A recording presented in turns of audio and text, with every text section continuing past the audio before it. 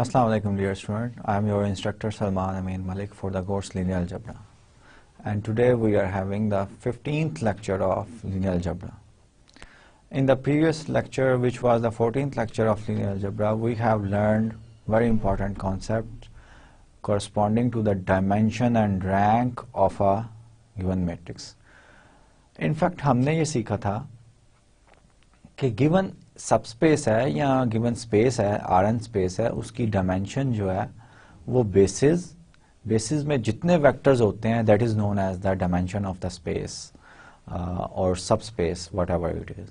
और हमने ये भी देखा था कि स्पैन ऑफ गिवन वेक्टर्स जो है ये सबस्पेस होती है from where the vectors are given. Vectors अगर R3 में से हैं तो स्पैन ऑफ गिवन वेक्टर्स जो है वो सबस्पेस होगी R3 की. अगर R5 में से है तो span of given vectors subspace होगी R5 की, सो ऑन एंड सो फोर्थ. और उन स्पैन जो कि सबस्पेस है उसका बेसिस जो है, बेसिस हम किस तरह निकालते हैं कि basis is a set which spans the space and which has linearly independent vectors. वो बेसिस ऐसा सेट होता है जो कि स्पैन करता है पूरी की पूरी स्पेस को और उसके वेक्टर्स जो होते हैं वो लीनियरली इंडिपेंडेंट होते हैं. ऐसे सेट को हम बेसिस कहते हैं.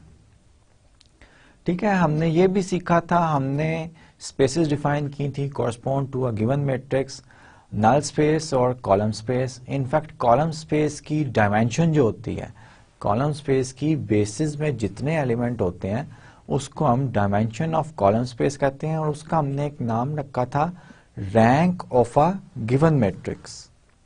ठीक है, और नल स्पेस हमने एक रिजल्ट पढ़ा था which relates the dimension of the null space to the dimension of the column space and the order of a square matrix. अगर A एक स्क्वायर मैट्रिक्स है, फॉर एग्जांपल स्क्वायर मैट्रिक्स के लिए मैं आपको बताता हूं, अगर A एक स्क्वायर मैट्रिक्स है और उसका ऑर्डर जो है 4x4 है, ठीक है, 4x4 अगर उसका ऑर्डर है तो मैं ये कह देता हूं कि उसका रैंक जो है वो 2 है. Find out the dimension of the null space. तो हम ये थ्योरम जो है अप्लाई करेंगे जिसका हमने रैंक थ्योरम नाम रखा था. वो मैं ये बताता था कि rank plus dimension of the null space equals n, where n is the number of rows and number of columns of a square matrix. अब अगर 4x4 मैट्रिक्स आपको दिया गया हो, ना भी दिया गया हो, जरूरी नहीं है कि आपको मैट्रिक्स 4x4 दिया गया हो, सिर्फ ये इंफॉर्मेशन दी गई हो जैसे मैंने आपको पहले कहा है कि आपका रैंक जो है 4x4 मैट्रिक्स का 2 है. फाइंड आउट करें कि what is the dimension of null space of that matrix A. तो आप क्या करेंगे, आप उस इक्वेशन में जो कि इक्वेशन हमने रैंक थ्योरम में की थी कि rank plus dimension of the null space equals 4 होना चाहिए. इस पर्टिकुलर एग्जांपल के लिए 2 plus dimension of the null space should be equals 4. इस इक्वेशन से dimension of the null space आप इजीली निकाल सकते हैं which is 4 minus 2 equals 2. So column space की डायमेंशन जो होती है उसको हमने नाम दिया था rank of the matrix, given matrix. फिर हमने इन्वर्टिबल मैट्रिक्स थ्योरम जो है इसकी एक्सटेंशन भी की थी.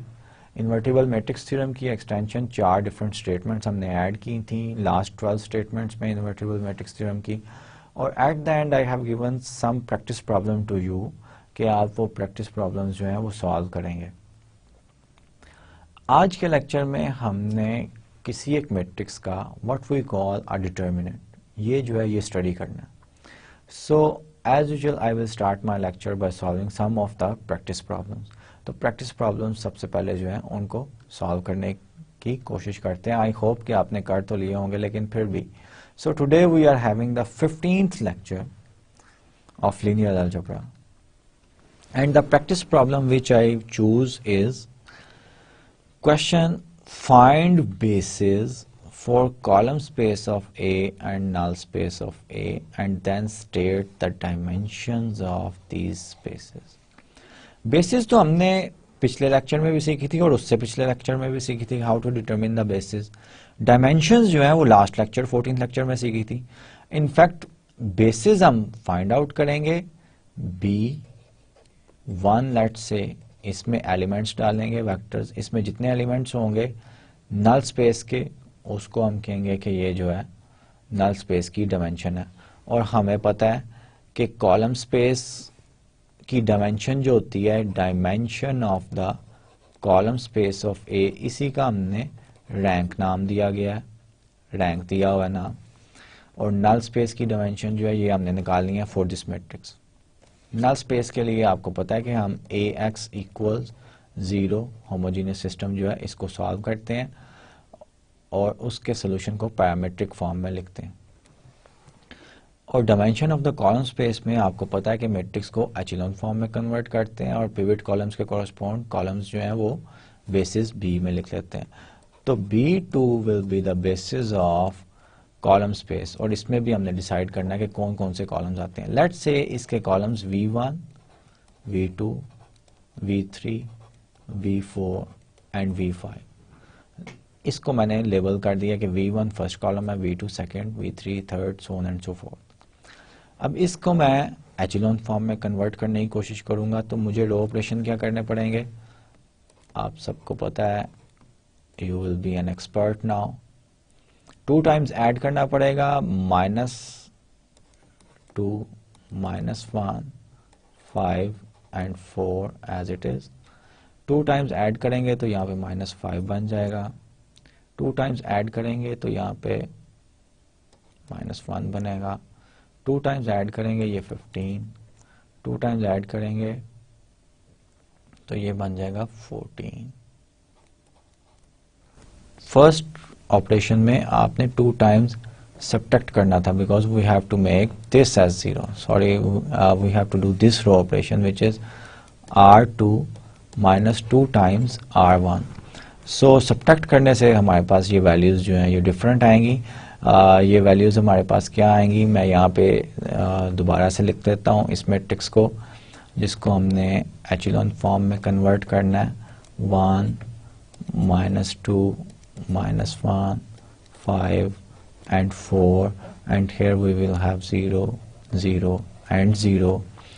So 2 times सब्ट्रैक्ट करने से 4, यहाँ पे 3 आ जाएगा, सब्ट्रैक्ट करना है 2 टाइम्स, यहाँ पे भी 3 आ जाएगा, 2 टाइम्स सब्ट्रैक्ट करना है, यहाँ पे -10 हो जाएगा ये, और 5 -10 -5 आएगा, 2 टाइम्स सब्ट्रैक्ट करना है, 6 -8 आएगा, यहाँ पे -2 आ जाएगा।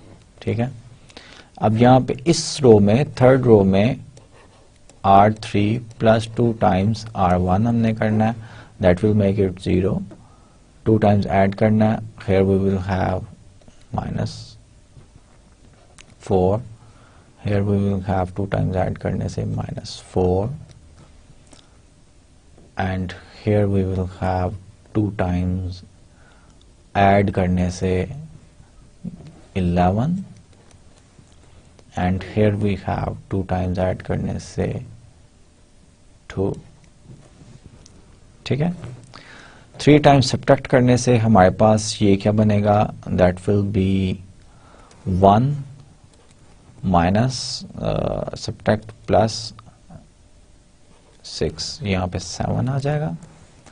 नेक्स्ट हमारे पास यहाँ पे 4 सब्ट्रैक्ट करना है +3, यहाँ पे भी 7 आ जाएगा।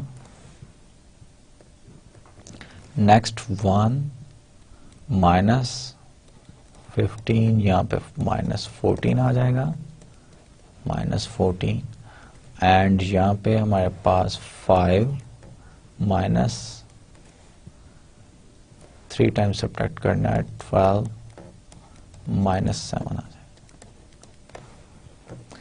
Then this is our pivot element and we have to make it 1 1 1, and you can do it yourself.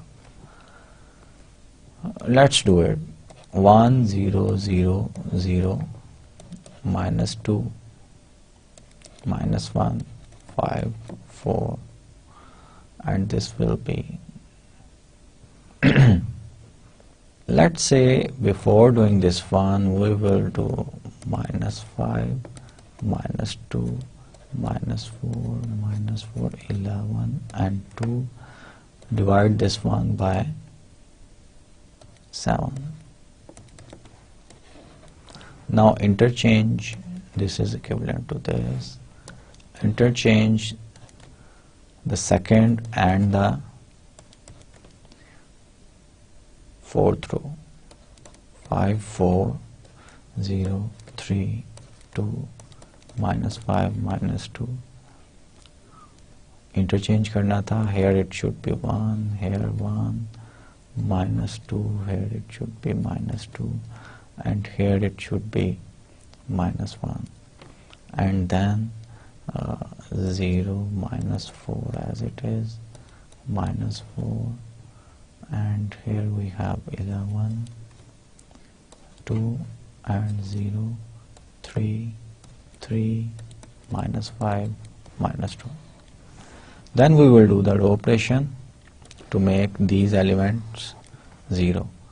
1, -2, -1, and 5, 4 as it is, 0, 0, 0, 1, 1, -2, -1, 4 times add करना है, ये भी 0, 4 टाइम्स ऐड करने से यहाँ पे -8, 11, -8, 3, 4 टाइम्स ऐड करने से यहाँ पे आपके पास क्या आएगा, यहाँ पे आपके पास 2 -4, 2 -4 जो है ये -2 यहाँ पे आ जाएगा, -2. अब ये 3 टाइम्स सब्ट्रैक्ट करना है, 3 टाइम्स सब्ट्रैक्ट करने से ये भी 0, और 3 टाइम्स सब्ट्रैक्ट करना है, ये आपका क्या आएगा, -5 plus 3 2s are 6, that will be 1, and -2, it is -2, -2, 3 times subtract करना, plus 3 equals 1. So this is the matrix, and ultimately 1 0 0 0, -2 -1, 5 4 1 1, -2 -1, 0 0, 3 -2, 0 0, 1/3 times subtract करेंगे तो यहाँ पे 1 plus 2/3. So this is the matrix in your echelon form. अब यहाँ से आप matrix से for the solution of this system Ax equals 0, you can write the variables in terms of the x. Let's say कि x 1 2 3 4 5, x5 आपका 0 आएगा.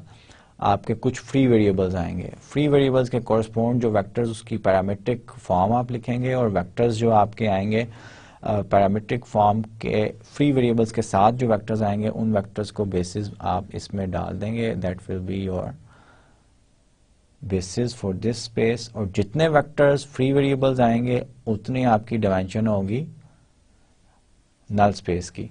Similarly column space हम यहाँ से देख सकते हैं. We have the pivot element here, second pivot element, third and fourth pivot element. We have 4 pivot elements, so dimension of the column space of A equals 4. ठीक है, तो ये जस्ट एक रिकॉल होगी एग्जाम्पल की. ये मुझे वैसे करनी तो नहीं चाहिए थी because we have done this thing a lot of times. ये एचिलॉन फॉर्म कन्वर्ट करना जो है, एचिलॉन फॉर्म बनाना जो है, ये हम प्रीवियस लेक्चर्स में काफ़ी बार जो है हमने इसको किया. So let's start the today's lecture in which we are going to study the determinant 2 by 2. Just I have to recall, you recall that for a 2 by 2 matrix where A is defined by this one, then determinant is the number, determinant is a real number which is defined by this one. For example अगर आपके पास 2 by 2 2 3 4 5 number है तो इसका determinant, इसको मैं अगर A कह लूँ तो A डिटर्मिनेंट जो नॉर्मली इस तरह लाइन से डिनोट किया जाता है, that will B 10 -12 minus two, जो कि इस फार्मूले से मैंने निकाला गया है. 5 2s are 10 minus 4 3s are 12 which is give us answer minus 2. और everybody knows that आपने ये किया और determinant find out करना, but we will do and find out the determinants for the matrix which has more than two order. 4 by 4 matrix हैं, 5 by 5 हैं, उनके लिए, और इनकी प्रॉपर्टीज स्टडी करेंगे डिटेल में, और लीनियर अलजेब्रा की टर्मिनोलॉजीज में हम इसकी प्रॉपर्टीज जो हैं डिटर्मिनेंट्स की पढ़ेंगे. ठीक है. सो determinants could be considered as function from the set of square matrices, क्योंकि determinant square matrices to the real numbers. Every square matrix can be assigned a real number. Square matrix a real number, in fact extended real number, क्योंकि determinant जो है वो zero भी हो सकता है, non zero भी हो सकता है. तो determinant can be defined as a function from the set of square matrices. ये जो है ये मैंने let से S है, इसमें तमाम square matrices जो है वो हर order के मैंने रख दी हैं. Then I can define to each matrix a real number, a unique real number correspond to each matrix as a output of this function f. So determinant could be defined as a function. So let me define the notion. What is that notion? If, for example, I have taken this matrix which has order 4 by 4, then A3, what does it mean by the element A3, 2? This means that the third row and second column will be left, the third row and second column will be left, and this is just a notion, and I will take the rest of the entries. So such an entry A32 will be denoted by this one. I will leave the second column and third column of the matrix, so that A32 has the order 3 by 3. 1, 2, this row I left obsolete, 0, and second column I don't consider, 5, 4, minus 2, 0, minus 1, 1. So this is just a notion. For example, I am going to write down A22, the second row and second column. So that will be once again second row and second column 1, 3, 0, then 5, 0, minus 2, second row, second column, and 0, 7, 0. So I left the entries of the second row and second column and write down the remaining entries. Note that the order of this matrix is 3 by 3, both A2 to A32. We can now give a recursive definition of a determinant. When n equals 3, determinant A is defined using determinants of 2 by 2 matrix. Submatrices A, 1j. When n is 4, determinant of A uses determinants of the 3 by 3 submatrices A, 1j. In general, if the order of the matrix is n cross n, n by n, then the determinant is defined by determinants of n minus 1 times n minus 1 times submatrices. For example, if we consider this one a 3 by 3 matrix, so the determinant could be defined by leaving first row, first element, this one, plus, we will define in a formal way, plus second row, this one. So the determinant can be defined for a n equals 3 by using the determinants of submatrices 2 by 2. N equals 4, we will use the submatrices of order 3 by 3, so on and so forth. In generally, if n cross n determinant we have to evaluate, then we will evaluate this determinant by using the submatrices n minus 1 by n minus 1. The order of the submatrices will be n minus 1 by n minus 1. For n greater than or equal to 2, the determinant of an n cross n matrix Aij is the sum of n terms of the plus minus a1j determinant of a1j, with plus minus sign alternating with the entries a11, so on and so forth. So the determinant of A of any order is defined by a11 determinant of a11 minus a12 determinant of a12 plus so on minus 1 raised to power a1n. in fact ये हम determinant जो है first row से open कर रहे हैं और minus 1 की पावर जो है वो a का इंडेक्स है. यहाँ पे माइनस 1 की पावर क्या थी 1 plus 1 which is 2 and that's why positive. यहाँ पे माइनस 1 की पावर क्या थी 1 प्लस 2 विच इज 3 और that's why here we have minus 1. Next term में माइनस 1 की पावर जो है 1 प्लस 3 हो जाएगी 4 प्लस आएगा next minus so on and so forth. So determinant in a compact form, this form can be written as a1j, this is not a1j, ये कुछ नहीं है a1j, ये अब सब मैट्रिक्स है n minus 1 by n minus 1 सब matrix. Compute the determinant of this one. अगर इसको मैं a से डिनोट करूं मैट्रिक्स को, then determinant of a will be a11 जो कि यहाँ पे क्या है 1 है, तो determinant of a will be 1 into the determinant of submatrix this one, वो क्या है 4 minus 1 minus 2 0 determinant of this one, minus 5 determinant of this one, वो क्या है 2 0 minus 1 0 plus 0 determinant of 2 0 4 minus 2. अब ये 0 ये तो टर्म 0 हो जाएगी. इन दो टर्म्स को हमने इवैल्यूएट करना है. 1 into 0 minus 2, ये डिटर्मिनेंट 2 by 2 का है, ये हम जानते हैं कि किस तरह हम इसको इवैल्यूएट करते हैं.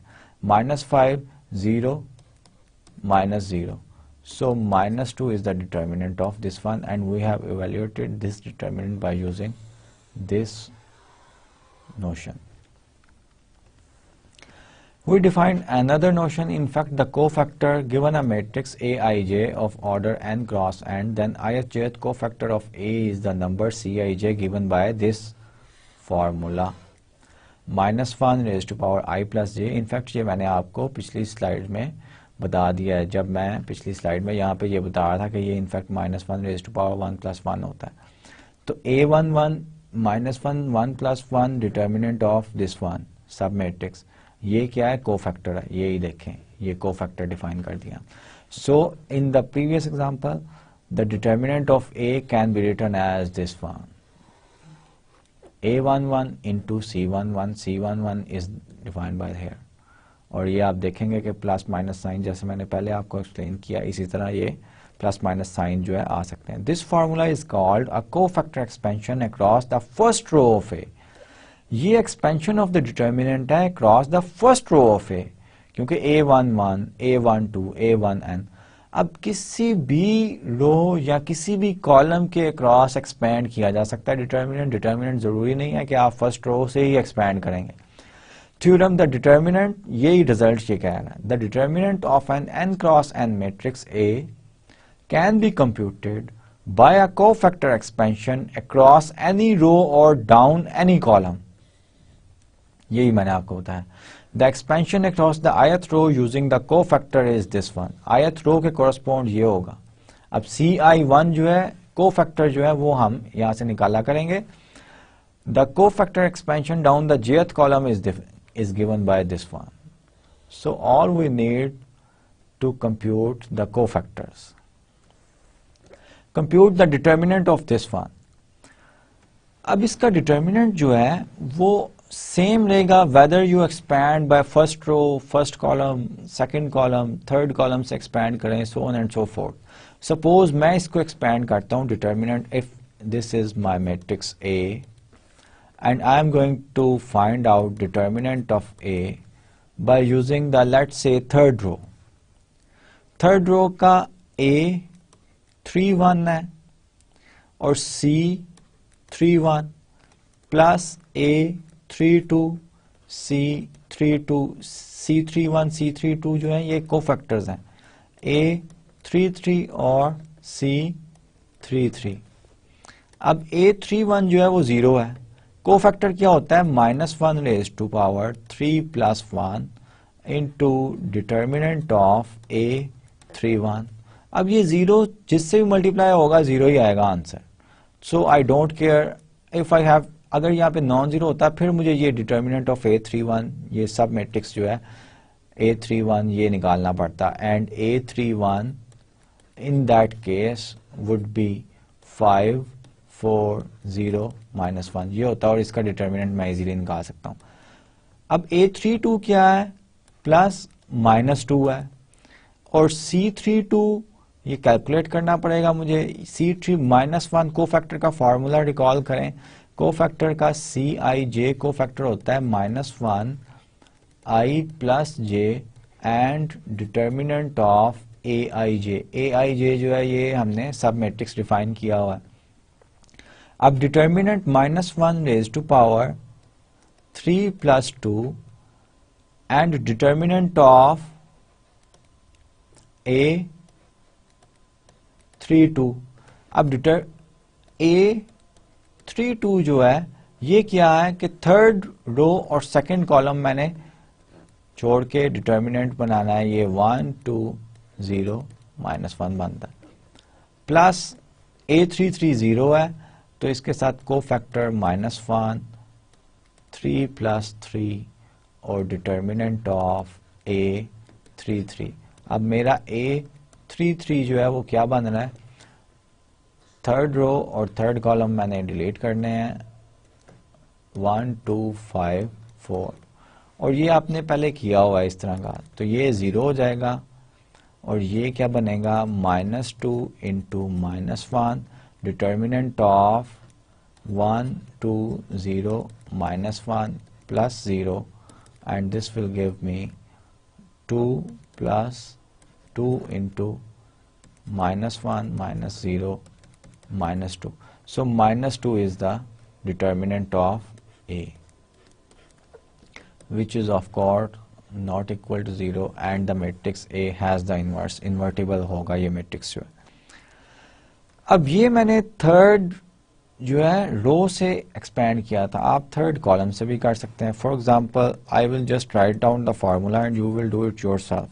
थर्ड कॉलम से करने का मतलब क्या है कि A 1 3 C 1 3 cofactor C 1 3, A 2 3 C 2 3 plus A 3 3 C 3 3। अब cofactor C 3 3 C 1 3 by this formula ये आप निकाल सकते हैं, और ये AIJ जो है नंबर ऑफ रोज और नंबर ऑफ कॉलम्स निकाल के डिटर्मिनेंट्स भी निकाल सकते हैं, and you have to verify that by this expansion you also get the determinant of A equals -2। ये प्लीज वेरीफाई जरूर कीजिएगा। Compute the determinant of this one, ये बड़ी इंपॉर्टेंट एग्जांपल है क्योंकि डिटर्मिनेंट फाइंड आउट करना it needs a lot of computation. Multiplication है, फिर सब मैट्रिक्स का डिटर्मिनेंट है, फिर सब मैट्रिक्स का सो ऑन एंड सो फोर्थ। अब अगर इस मैट्रिक्स का मैं डिटर्मिनेंट फाइंड आउट करना चाहूं and I expand this matrix bye first column, तो मेरा डिटर्मिनेंट A होगा, फर्स्ट कॉलम से मैं कर रहा हूं A 1 1 C 1 1 प्लस आगे आप देखें ऑल एंट्रीज आर 0, तो मैं लिखता ही नहीं, वो 0 plus 0 what ever it is, वो 0 प्लस 0 मल्टीप्लाई होकर 0 ही आएगा।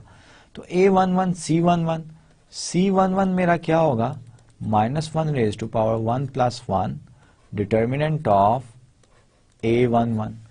अब A11 मेरा क्या है, फर्स्ट रो और फर्स्ट कॉलम मैंने छोड़ देना है, बाकी डिटर्मिनेंट क्या बनता है 2 0 0 0 -5 1 2 0 7 5 4 -2 3 0 -1 0, ये बनता है मेरा डिटर्मिनेंट। ठीक है, सो A determinant will B 3 into the determinant of 2 0 0 0 -5 1 2 0 7 5 4 -2 3 0 -1 0। अब इसको भी मैं फर्स्ट कॉलम से करता हूं। अगर नोटिस करें कि ये जो हमारा मैट्रिक्स है ये ब्लॉक अपर ट्रायंगुलर है, U है, ये बिलो ट्रायंगल ये डायगोनल एलिमेंट्स हैं A11 A22 A33 A44, इसके ऊपर जो है नॉन जीरो एलिमेंट है, नीचे वाले सारे जीरोस हैं। तो इसको अगर मैं कैलकुलेट करना चाहूं that will B 2 and cofactor determinant of, जैसे मैंने प्रीवियस किया इसी तरह ये और ये अब आप रिमूव करेंगे 1 2 0 5 4 -2 0 -1 0।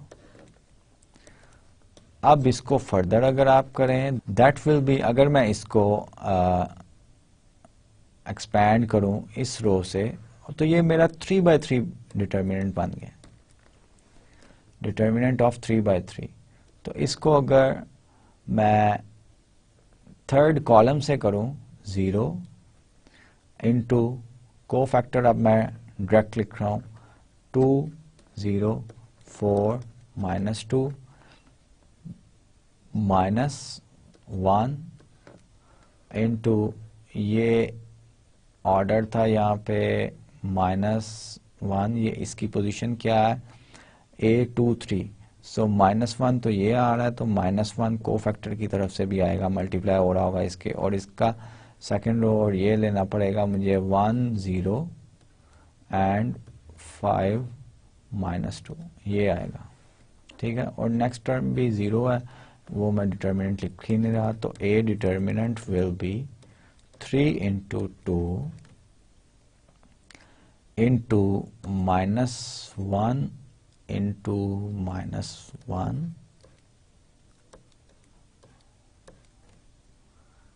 and determinant of this one is -2. So that is the determinant ultimately 3 multiplied by 2 multiplied by -2, 3 2s are 6, 6 multiplied by -2 -12. This is the determinant. Now suppose that if we have here 0, if it is a triangular matrix, the next result is saying that if A is a triangular matrix, then the determinant of A, अगर ये भी 0 element होता है इसका 1 2 3 4 5 1 2 3 4 5, ये भी आपका 0 element होता है और यहाँ पे नॉन जीरो एलिमेंट होता है, then it is triangular matrix. In fact it is not upper triangular matrix because ये आपका A55 जो है डायगोनल आपका मेन ये बन रहा है A11 A22 A33, ये डायगोनल आपका ये बन रहा है ये वाला। ठीक है, और ये दो एंट्रीज भी अगर 0 होती तो next result is saying if A is a triangular matrix then determinant of A is the product of the entries on the main diagonal of A. For example अगर ये दो एंट्रीज जो कि मैंने यहाँ पे लिखी है ये भी 0 0 होती, then determinant of that matrix will be 3 into 2 into 1 into 4 into 0, that will be 0। Diagonal में जितनी भी एंट्रीज आ रही हैं वो मल्टीप्लाई कर दें, that will be equals to the determinant of that matrix। अब compute the determinant of this one. अब डिटर्मिनेंट कंप्यूट करने के लिए आपको बड़ा ट्रिकी वे जो है ऑब्टेन करना पड़ेगा। वो ट्रिकी वे क्या है कि आपने सबसे ज़्यादा जीरोस वाली रोज या कॉलम्स जो है वो आइडेंटिफाई करने हैं। फॉर एग्जांपल इस मैट्रिक्स में ये है कॉलम, अगर इस कॉलम के लॉन्ग मैं एक्सपैंड करूं अपना डिटर्मिनेंट जो है, सो आई विल हैव ये इसकी पोजीशन क्या है, A13 है। So I will have A13 which is 2 and the cofactor of A13 is 1 plus 3, determinant of A13. All other entries will be 0, so I don't need to write this one. अब ये determinant of A13 ये क्या बनेगा, ये 2 into A13 first column और determinant बनेगा ये 0 -5 0 3 -8 5, ये मैंने छोड़नी है -4 3 -6। अब ये डिटर्मिनेंट मैंने तो क्लेवर वे ये है कि आप मैक्सिमम नंबर ऑफ जीरोस वाले कॉलम या रो से एक्सपैंड करें। So I will expand by first column. This 3/3 determinant को मैं फर्स्ट कॉलम से एक्सपैंड करूंगा and that will be into the entry, ये एंट्री कौन सी है, A21 -5 and the cofactor will be -1 raise to power the position of this one. इसकी position इस डिटर्मिनेंट में कितनी है, 2 + 1 सेकेंड रो फर्स्ट कॉलम, और इसका आगे डिटर्मिनेंट क्या होगा, ये सेकेंड रो और फर्स्ट कॉलम छोड़ के 3 5 -4 -6। ठीक है जी, ये होगा 2 into 5 बन जाएगा ये -1, क्योंकि -1 की पावर 3 है, और ये आगे क्या बनेगा, -18 + 20, 10 into 220. This is your determinant. So what is the clever way of finding out the determinants? Determinant find out करने का clever way यही है कि आप maximum number of zeros वाले कॉलम या रो जो है वो आइडेंटिफाई करें और उसके अलोंग जो है आप एक्सपेंशन करें अपने डिटर्मिनेंट निकालने के लिए, और कोफैक्टर एक्सपेंशन जो है वो हमने सीखा है।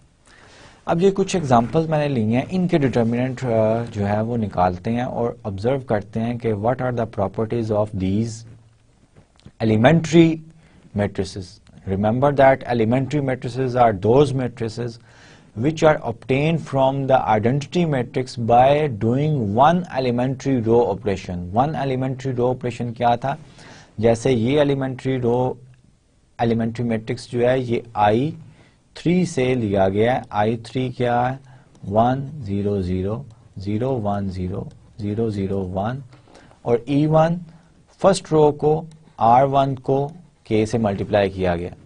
तो E1 का डिटर्मिनेंट क्या होगा, K टाइम्स, बाकी फर्स्ट रो से अगर मैं ऐड करूं, एक्सपैंड करूं, तो बाकी 1 0 0 1 and that will B K।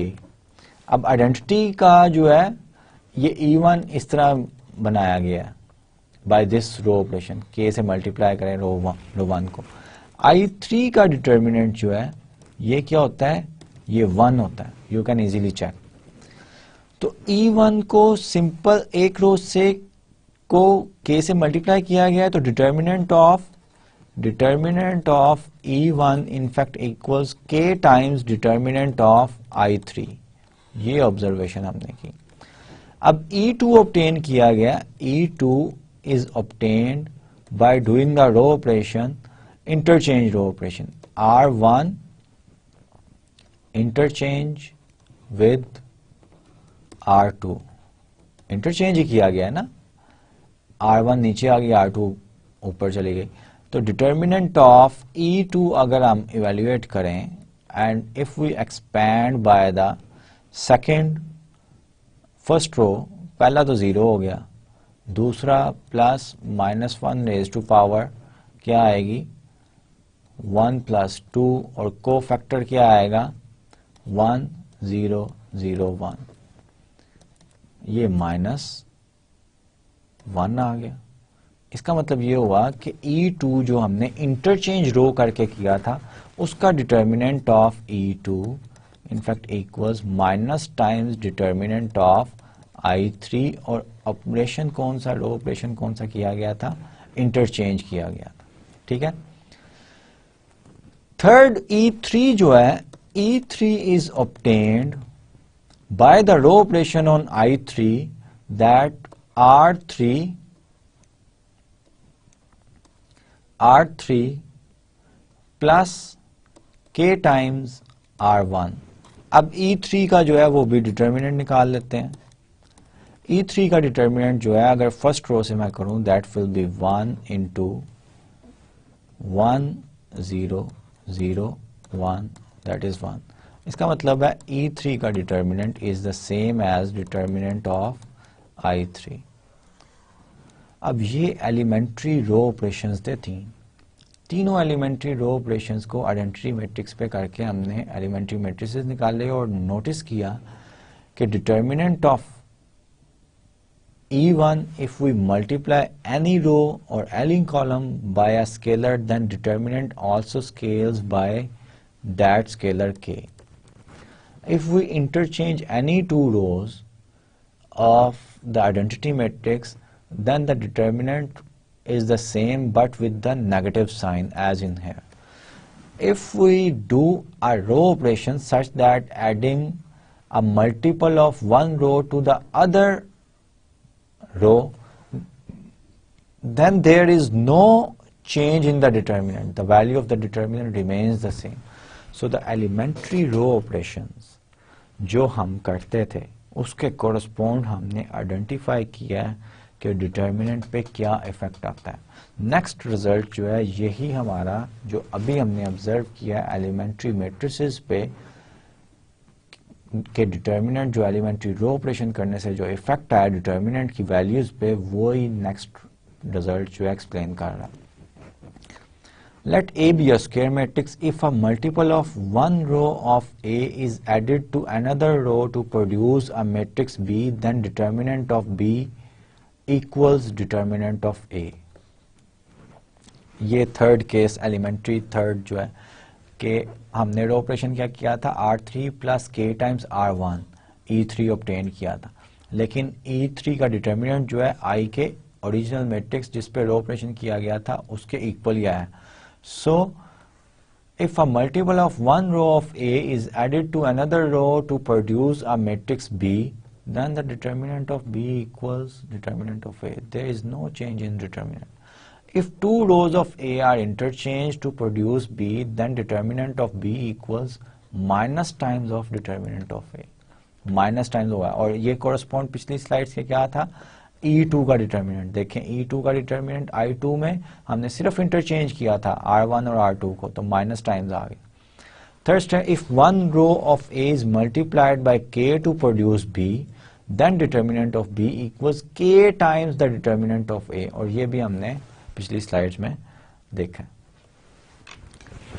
So we are going to study the properties of determinant, compute the determinant of this one। अब ये देखें कि इसको कंप्यूट करने के लिए डिटर्मिनेंट के लिए हम क्या करेंगे। हमने ये पिछला रिजल्ट ये कर लिया है कि अगर आप एलिमेंट्री रो ऑपरेशंस यूज करते हैं cleverly for reducing the matrix to the echelon form, और मैट्रिक्स अगर स्क्वायर मैट्रिक्स एचिलॉन फॉर्म में आ जाएगा तो वो उसके डायगोनल में सिर्फ वो लोअर ट्रायंगुलर मैट्रिक्स होगा, उसके डायगोनल को मल्टीप्लाई हम कर देंगे, we will get the determinant. तो जो जो रो ऑपरेशन हम करेंगे उसके कोरस्पॉन्ड हम क्या है कि डिटर्मिनेंट की पिछले रिजल्ट से प्रॉपर्टीज यूज करके डिटर्मिनेंट की वैल्यूज डालते जाएंगे। फॉर एग्जांपल डिटर्मिनेंट ऑफ ए मैंने ये निकालना था, ए डिटर्मिनेंट चाहिए। अब मैं फर्स्ट रो ऑपरेशन मुझे क्या करना पड़ेगा, R2 प्लस 2 टाइम्स R1। अब पीछे रिजल्ट मैंने पढ़ लिया है और उससे पिछली स्लाइड पे मैंने एलिमेंट्री रो ऑपरेशंस पे भी देख लिया था कि अगर कोई रो मैं रिप्लेस करता हूं मल्टीप्लाई करने से किसी रो को और उसमें ऐड करने से तो डिटर्मिनेंट की वैल्यू चेंज नहीं हो सकती. So by doing this row operation my determinant will have the same value as here. Next मुझे ये भी जीरो करना है. ये जीरो करने के लिए मुझे रो ऑपरेशन करना पड़ेगा R3 प्लस R1. ये भी मैं R3 में जस्ट एक रो ऐड कर रहा हूँ. So determinant will be the same, क्योंकि पिछला रिजल्ट हमने देख लिया और उससे पिछली स्लाइड पे एलिमेंट्री मैट्रिसेस पे इस रो ऑपरेशन के कोरस्पॉन्ड डिटर्मिनेंट भी हमने निकाल के चेक कर लिया था. अब एन इंटरचेंज ऑफ, अब ये देखें, अब इसको मैं एचेलॉन फॉर्म में कन्वर्ट करना चाह रहा हूं. अब इस रो को और इस रो को, सेकंड रो और थर्ड रो को मुझे इंटरचेंज करना पड़ेगा, फिर ही मेरा एचेलॉन फॉर्म में आ जाएगा मैट्रिक्स. अब इस रो को जब मैं चेंज करूंगा तो मैंने डिटर्मिनेंट की प्रॉपर्टीज पढ़ी हुई हैं कि डिटर्मिनेंट जो नया मैट्रिक्स आता है उसका माइनस टाइम्स डिटर्मिनेंट हो जाता है. So determinant of A equals minus times of the new matrix which is obtained by interchange of these two rows. Interchange कर दी. अब ये जो है ये लोअर ट्रायंगुलर मैट्रिक्स है, इसका डिटर्मिनेंट निकालना जो है वो बड़ा इजी है. इसके सिर्फ हमने रिजल्ट ये पढ़ा हुआ है कि इसके डायगोनल एलिमेंट्स को मल्टीप्लाई करना है. So the determinant of A will be -1 into 3 into -5 which is 15. So this is a very clever way of finding out the determinant of a given matrix. और ये आप करेंगे भी और सीखेंगे भी. A very common property of axiom 3 theorem in hand calculation is to factor out a common multiple of one row of a matrix. For instance, अगर ये static के correspond, we don't care what are the values for corresponding to the static for these determinants. But हमने notice क्या किया है कि third row में एक factor k जो है वो common है. So by using this property k times the determinant of this one. For example, अगर आपको डिटर्मिनेंट इसका दिया गया हो 1 2 3 4 5 6 7 8 9, इसका डिटर्मिनेंट जो है, लेट्स से इसका डिटर्मिनेंट D1 रियल नंबर है कोई सा, और मैं ये कहता हूं कि फाइंड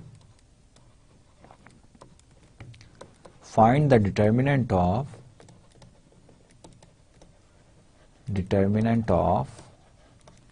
दिस मैट्रिक्स 5 10 15 4 5 6 7 8 9, इसका डिटर्मिनेंट क्या होगा. अब ये देखें इन दोनों में डिफरेंस क्या है, सिर्फ एक रो. ये रो जो है, इस रो में, इस रो को मैं लिख सकता हूं, इस रो को क्या लिख सकता हूं, 5 into 1 5 into 2 5 into 3 ये लिख सकता हूं. तो 5 कॉमन आ गया. So by using this property, the determinant of this one equals 5 times the determinant of this matrix. और इसका determinant जो है 5 times determinant of 4 5 6 7 8 9 which is 5D1. इसका जो determinant है उसका 5 times हो गया. ये बड़ी important properties हैं and these are important properties are useful for calculating the determinants of a given matrix. Compute the determinant of A where A is given this one 2 3 -3 1 -8 so on and so forth. These are the entries. अब इसको मैं cleverly बड़ा जो मैंने tricks पढ़े हैं उनको use करते हुए मैं इनका डिटर्मिनेंट जो है एवेल्युएट करूंगा.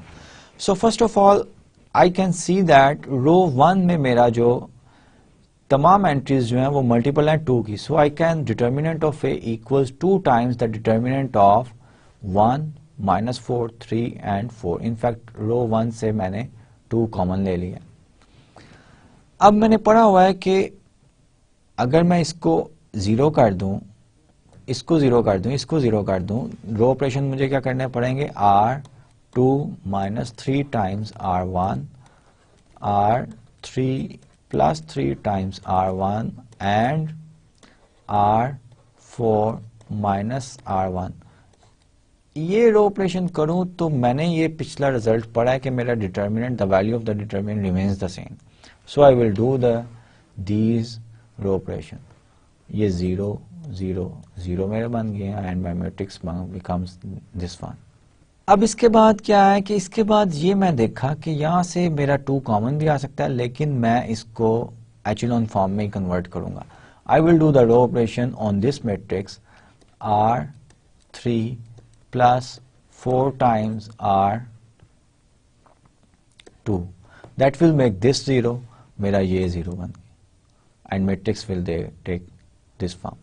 नेक्स्ट ये जो है इससे भी कॉमन भी मैं ले सकता हूं, लेकिन मैं कॉमन नहीं ले रहा. वंस अगेन मैं इस पे रो ऑपरेशन क्या कर रहा हूं, R4 माइनस 1/2 टाइम्स R3. ये रो ऑपरेशन करने से मेरा ये भी 0 हो गया और मेरा मैट्रिक्स जो है एचेलॉन फॉर्म में आ गया. अब एचेलॉन फॉर्म में मैट्रिक्स आने के बाद स्क्वायर मैट्रिक्स है. आप इसका डिटर्मिनेंट क्या है, डायगोनल की एंट्रीज मल्टीप्लाई कर दें. ये हमने रिजल्ट पढ़ा हुआ है. डायगोनल की entries 1 into 3 into -6 into 1 into 2. So my determinant is 2 into 1 into 3 into -6 into 1, which is -36. So we have calculated the determinant of a given matrix. In fact matrix का order क्या था, 4/4 matrix in a very clever way. अगर आप वैसे cofactor वाला determinant method जो है determinant का फाइंड आउट करें और उससे निकालना चाहें तो you will see that you need a lot of computation. आप कंप्यूटेशनल कॉस्ट जो है, क्योंकि अल्टीमेटली फिजिकल प्रॉब्लम्स जो होते हैं वो आपके कंप्यूटर ने मशीन ने सॉल्व करने होते हैं. तो मशीन के लिए बड़ा ये इम्पॉर्टेंट है कि आप सच एन एल्गोरिदम डेवलप करें जो कि लेस कंप्यूटेशंस करनी पड़े और आपके मशीन को लेस जो है टाइम में ज़्यादा वो जल्दी क्विकली जो है वो आंसर कर सके. We have a remark. Suppose a square matrix A has been reduced to an echelon form U by row replacement and row interchanges. Then if there are R interchanges, अगर R interchanges आपने row replacement किए हैं, then determinant of A equals -1 raised to power R determinant of U. अब ये जो है ये आपका एचेलॉन फॉर्म में है. एचेलॉन फॉर्म में इसका डिटर्मिनेंट जो है वो सिंपल होता है कि डिटर्मिनेंट जो है वो मल्टीप्लाई करें डायगोनल एलिमेंट्स को, and determinant of u is just the multiplication of the diagonal elements of u. thus we have determinant of a equals -1 raised to power r product of pivots in u echelon form when a is invertible. अब दूसरी possibility ये भी तो है कि a invertible ही ना हो. If A is not invertible, then the determinant will be 0.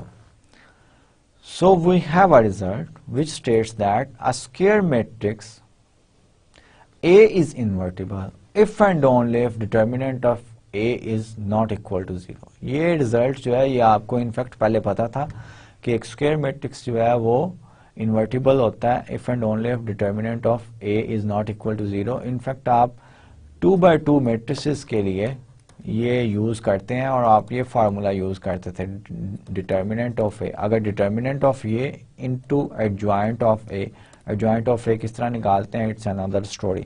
और 2/2 के लिए आप इजीली कैलकुलेट कर सकते हैं.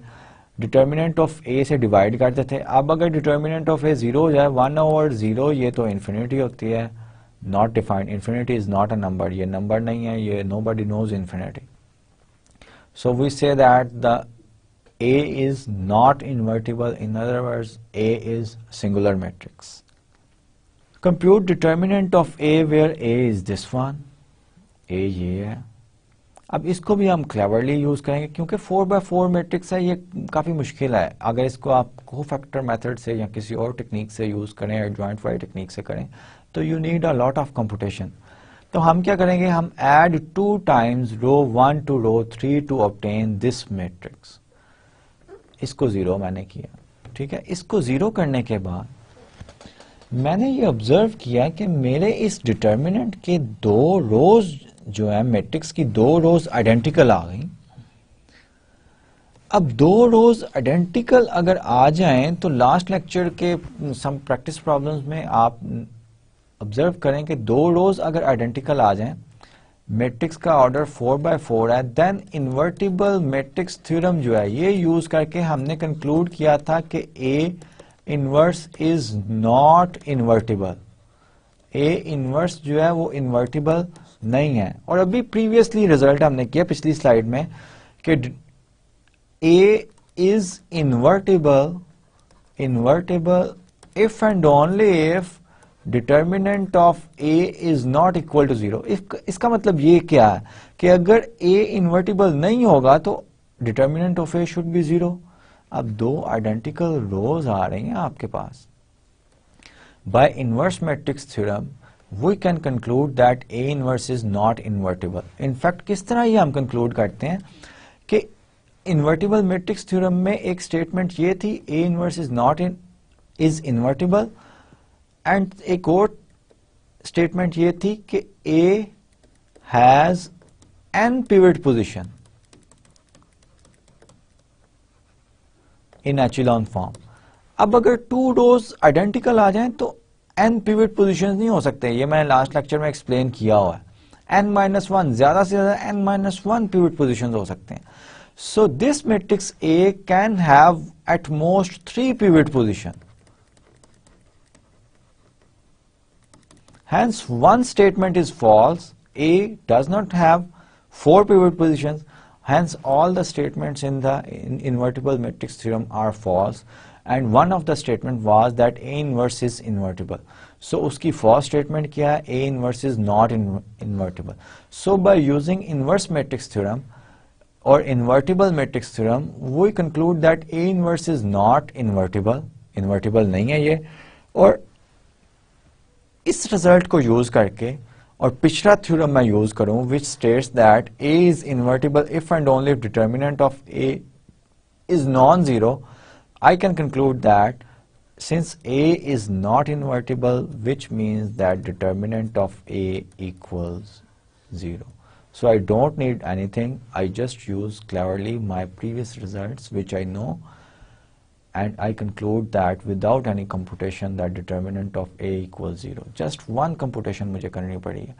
अगर आप इसका determinant evaluate करें by cofactor method or by any other method by reducing that matrix to the echelon form, you have to do a lot of computation and you have to do a lot of effort. So we are learning tricks about the determinants. What are the tricks? These tricks are depending upon the properties of the determinants and some previous results which we have learned in the linear algebra. Compute the determinant of A where A is this one. Now determinant of A ये मेरा 2 है और ये -2 है. अब इसको 0 करूंगा तो determinant में कोई फर्क नहीं आएगा, ये मैंने पढ़ लिया हुआ है. So R4 plus R2 अगर मैं करूं तो ये मेरा 0 बन जाएगा. This term will be 0. ये मैंने किया. अब मैंने आपको ये सबसे पहला ट्रिक था कि उस रो या उस कॉलम से आप एक्सपैंड करेंगे जिसमें मैक्सिमम जीरोज हों. अब इसमें देखें सिर्फ एक नॉन जीरो टर्म है, बाकी ऑल जीरो हैं. So we will expand that matrix with respect to first column. तो -2 को फैक्टर अगर आप करें तो -1 रेज़ टू पावर पोजीशन इसकी क्या है? Second row first column. तो ये माइनस जो है ये को फैक्टर की तरफ से आ रहा है. आगे डिटर्मिनेंट ऑफ दिस वन 1 3 0 2 6 -3 -1 2 1. ये आप देख लें कि ये सेकेंड रो और फर्स्ट कॉलम छोड़ के जो डिटर्मिनेंट मैट्रिक्स बनता है उसका डिटर्मिनेंट. अब इसका आई will have 0 here, I will make this one 0. सो मैं क्या करूंगा? मैं रो ऑपरेशन करूंगा that will make this one 0 and determinant की प्रॉपर्टी मैंने पढ़ी हुई है कि determinant will remains the same. So R2 -3 times R1 ये मैं करूंगा तो मेरा यहाँ पे 0 आ जाएगा. फिर ये मेरा मैट्रिक्स बन गया. इसको मैं एचेलॉन फॉर्म में I have to interchange the rows. Interchange करूंगा तो माइनस आना आएगा यहाँ पे. तो इंटरचेंज करने से मैंने 0 0 5 आ गया, 0 -3 ये आ गया. This is my matrix in echelon form. Echelon form में आ चुका है और ये जो है इसका यहाँ पे ये प्लस आएगा क्योंकि हमने इंटरचेंज किया है.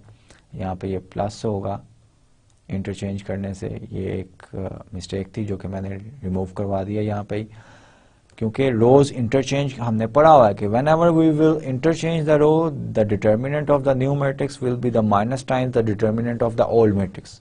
So here we will have +2.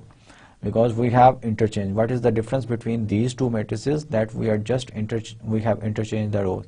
This matrix in echelon form, so the determinant will be the multiplication of the diagonal elements 1, minus 3, 5. So 2 into 1 minus 3 into 5, which turns out to be minus 30. So we are able to once again find out the determinant of a 4 by 4 matrix very cleverly, and it is minus 30. Next, we have two results. If A is an n cross n square matrix, then determinant of A equals determinant of A transpose. यहाँ पे A transpose जो है ये missing है. अगर कोई एक matrix हो, उसका आप ट्रांसपोज ले दें, नंबर ऑफ रोज और नंबर ऑफ कॉलम्स को इंटरचेंज कर दें, then the determinant remains the same. यहाँ पे A T जो था मिसिंग था. If A and B are n cross n matrices, then उनकी मैट्रिक्स मल्टीप्लिकेशन भी पॉसिबल है, A B. What about the matrix multiplication? ये भी एक मैट्रिक्स होगा. जब ये मैट्रिक्स होगा जिसका ऑर्डर n क्रॉस n नहीं होगा, then we can talk about the determinant of that matrix. इसका डिटर्मिनेंट क्या होगा? So determinant of the matrix of two matrices, the matrix which is obtained by the product of two matrices, is in fact the multiplication of the determinant of A and determinant of B. ठीक है? For example, let's say कि मैं कह दूं कि determinant of A is 3 and determinant of B is minus 7. A and B are conformable for matrix multiplication, then determinant of AB, what will be the determinant of AB? आप ये result जो है अभी हमने पढ़ा, इसको यूज करेंगे. The determinant of AB will be the determinant of A multiplied by determinant of B, which is minus 21. So ये बड़े पावरफुल रिजल्ट्स हैं जो कि आपको यूज करने चाहिए और आप यूज करेंगे while solving the exercises for evaluating the determinants. Example है, use a determinant to decide if V1, V2, V3 are linearly independent when this V1, V2, V3 are given by these vectors. इसको आपने क्या करना है? You will make the matrix A V1 whose columns are this one V3. ठीक है? अब ये matrix A आ गया. अब आपने इन्वर्टिबल मैट्रिक्स थ्योरम में पढ़ा हुआ है कि matrix A is invertible then the columns of A are linearly independent. इसका मतलब ये हुआ कि आपने ये चेक करना है कि this matrix A which is 5, minus 7, 9, minus 3, 3 and minus 5, 2, minus 7 and 5, this matrix is invertible. Invertible matrix हमने पढ़ा है कि इन्वर्टिबल मैट्रिक्स कब होता है? जब A is invertible if and only if determinant of A is not equal to 0. अब आप इस डिटर्मिनेंट मैट्रिक्स का सिर्फ ये चेक कर लें कि determinant of A not equal to 0.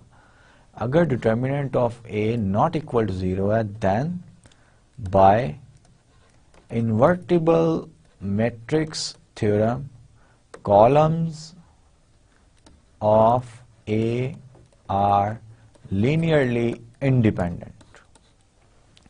Columns of A are formed by these vectors, so these vectors will be linearly independent. On the other hand, if determinant of A equals 0 आ जाता है, then A invertible नहीं होगा. By invertible matrix theorem, columns of A are linearly dependent होंगे. यहाँ तो vectors given set of vectors linearly independent होता है, यहाँ linearly dependent होता है. There is no third option. So you will do such type of problems by this. So we are at the end of our lecture. As usual, at the end of our lecture, we give you some practice problems. Find the determinant of the matrices where we don't know what are A, B, C, D, E, F, G, H, I. What are these values? These could be real numbers, any. But we have the determinant of this one, and you have to use this fact to find out, and properties of the determinant to find out the determinants of these three matrices. The first matrix, the second determinant, and third determinant. And you will be able to find out the determinants of these matrices. Use determinants to find out the matrices are invertible or not. Determinant, if determinant equals 0, not invertible. ये हमने result पढ़ा है, इसको आप use करेंगे. Use a determinant to decide if the vectors are linearly independent. ये भी है, मैंने आपको हिंट दिया. सो at the end of the lecture you will try to solve these practice problems. In fact, these practice problems are chosen very carefully so that the concepts in the lecture has been revised if some students try to solve this one. So अगर lecture अगर आपकी understanding होगी, you will be able to solve these practice problem by yourself. As usual, in the next lecture I will try to solve, and I will begin my lecture by solving one of the practice problem. Till then, Allah Hafiz and take care.